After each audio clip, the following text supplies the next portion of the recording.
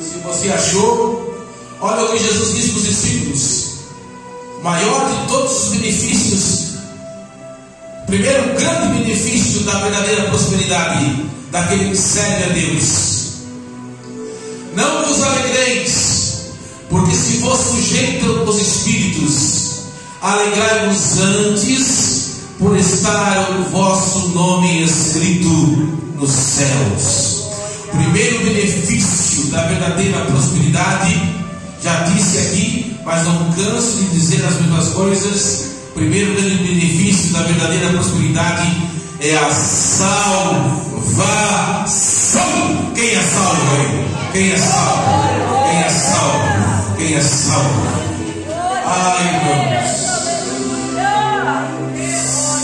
Primeiro grande benefício: eu sou próspero, não porque eu tenho um carro 0 quilômetro, não porque eu tenho uma casa na praia. Glória a Deus porque você tem. Glória a Deus porque você tem um carro bonito. Glória a Deus porque você tem um bom emprego. Glória a Deus por isso, irmãos.